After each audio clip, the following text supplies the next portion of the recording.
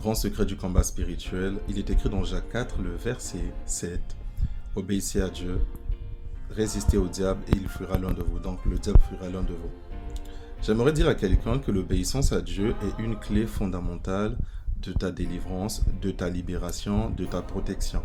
C'est pas toujours nécessaire de courir après tous les pasteurs, après tous les prêtres, après des charlatans, des voyants, pour pouvoir obtenir dans ta vie des changements significatifs dans ton mariage, dans ton travail, dans ta manière de vivre. Peut-être que tu es oppressé dans ton cœur. Ce changement ne vient pas forcément par des prières à gauche et à droite, mais il vient par l'obéissance à Dieu, l'obéissance à sa parole dans la Bible, l'obéissance à ses principes, l'obéissance à la voix de l'Esprit Saint. Travaillons l'obéissance, posons-nous la question, comment est-ce que je mets l'obéissance dans ma vie? Posons-nous la question, comment est-ce que je fais pour améliorer cette obéissance dans ma vie? C'est très fondamental. Plusieurs personnes vont l'ignorer.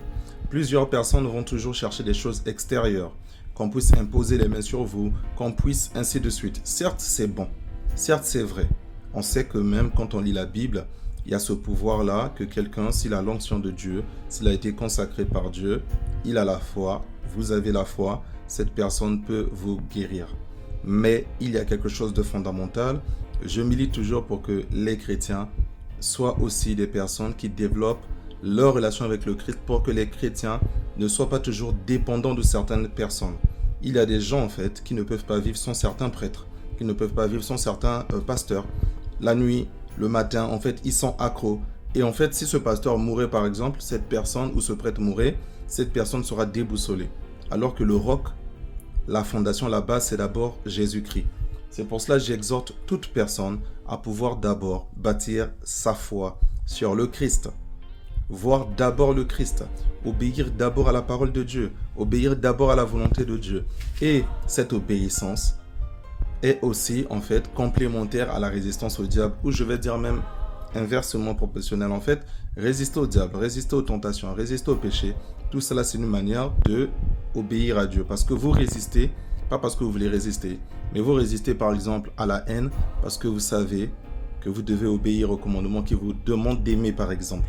Donc là on se rend compte que désobéir à Dieu, ou même satisfaire le diable en fait c'est désobéir à Dieu. Parce qu'on dira à quelqu'un, tu désobéis à Dieu, la personne dans le sens positif se dira mais moi j'obéis à la majorité des commandements.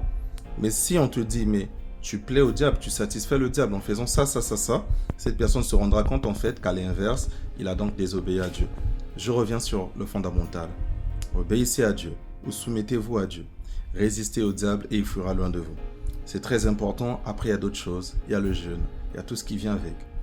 Mais il y a quelque chose d'important d'abord, de fondamental, l'obéissance à Dieu.